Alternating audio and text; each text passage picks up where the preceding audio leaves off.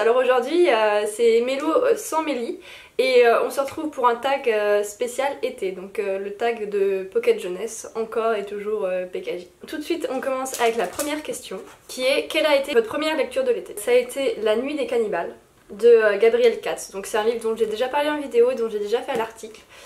C'est bourré d'humour, c'est basé sur un fond un peu thriller, vraiment un bon livre. Après je sais pas si c'est une très bonne lecture d'été ou pas, mais en tout cas il faut le lire. Ensuite, la deuxième question. Citez un livre qui évoque un souvenir d'été.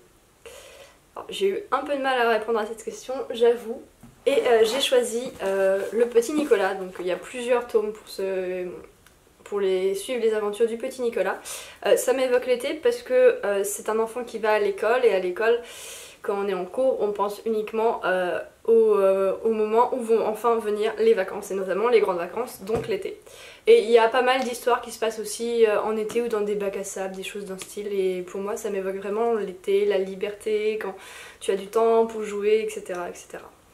Donc voilà, en plus c'est des histoires courtes, c'est vraiment, je sais pas si vous connaissez ou pas, mais en tout cas c'est quelque chose qui peut se lire à la fois quand on est jeune et quand on est un peu plus adulte, et c'est drôle, il y a des petits dessins, franchement, j'adore.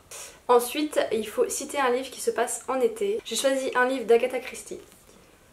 Il s'agit de La Maison du Péril. Donc là, il y a deux tomes dans ce livre, je vais parler uniquement de La Maison du Péril. C'est un livre qui a été adapté en film.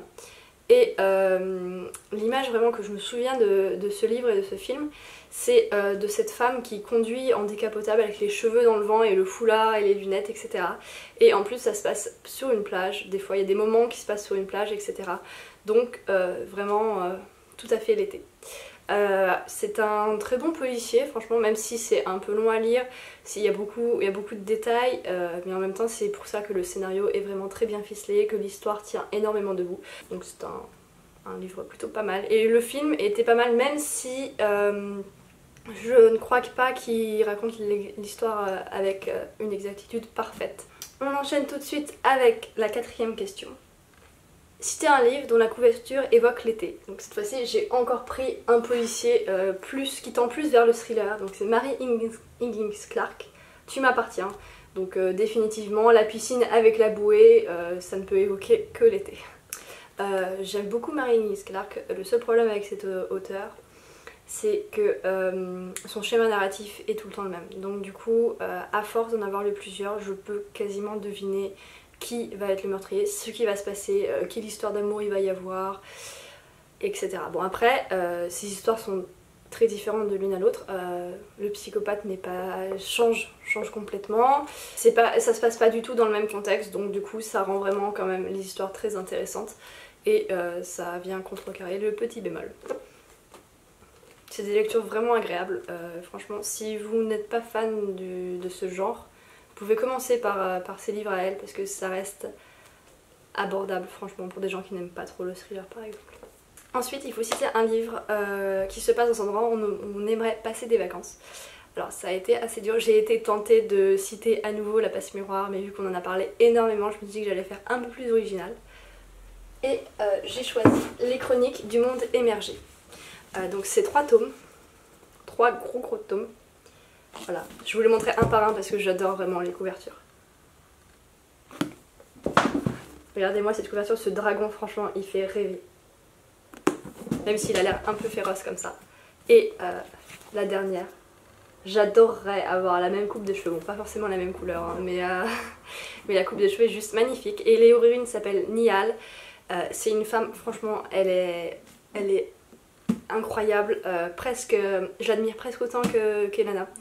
Elle est forte, elle se bat comme un homme, et elle va faire de grandes choses. Et elle vit dans un univers où il y a autant d'action, de combat et que de magie en fait. Donc c'est vraiment un univers qui me plaît énormément et où je ne serais pas contre me retrouver dedans.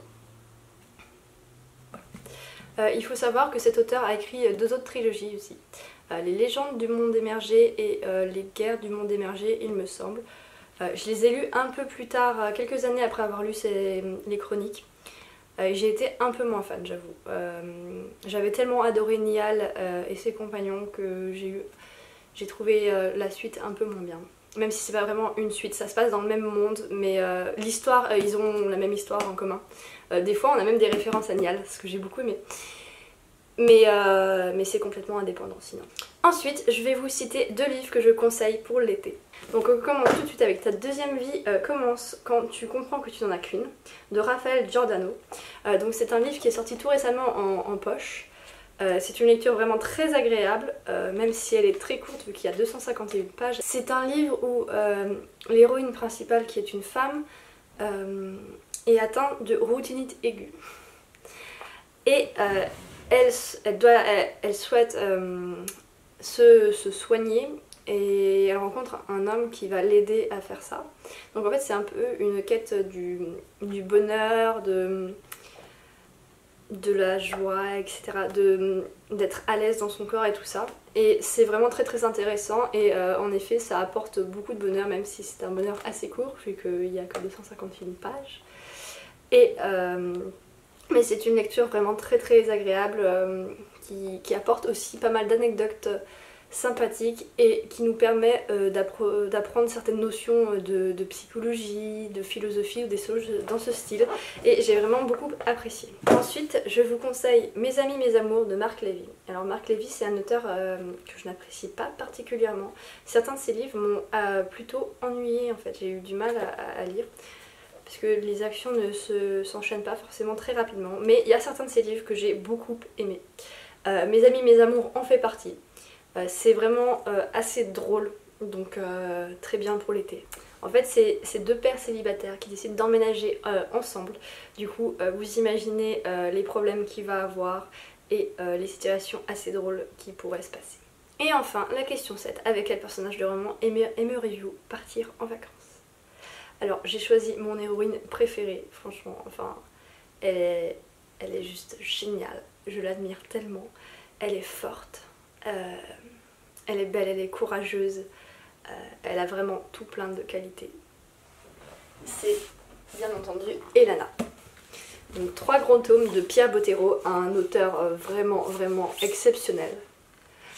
Une fois encore les couvertures sont juste magnifiques, donc je vous les montre une par une. Voilà. Elle vit dans un monde qui me plairait pas mal. Je pense que je pourrais partir également en vacances dans ce monde. Mais en tout cas j'aimerais beaucoup partir en vacances avec elle. Si vous ne l'avez pas lu, franchement allez-y. En ce moment Pierre Bottero est vraiment remis au goût du jour, il y a des nouvelles éditions qui sont faites. Malheureusement les couvertures ne sont pas aussi jolies que les anciennes. Par exemple la couverture d'Elana, c'est une photo d'une femme réelle en fait. Et il n'y a plus ce côté dessin, ce côté... Du coup je trouve que j'ai beaucoup moins d'admiration quand je regarde les nouvelles couvertures que quand je regarde les anciennes. Ça représente pas vraiment Elana je trouve. Et voilà, c'est déjà fini pour ce tag. Cette fois-ci il n'y avait que 7 questions. J'espère que ça vous aura plu. N'hésitez pas à mettre dans les commentaires les livres que vous conseillez également pour l'été. Vu que même si ce tag paraît un peu... Même si ce tag va être posté un peu tard dans l'été, il restera encore au moins un mois de cette belle saison. Donc pas mal de lectures en vue. En tout cas je vous souhaite un superbe été et de magnifiques lectures. Et on se retrouve mercredi pour la prochaine vidéo.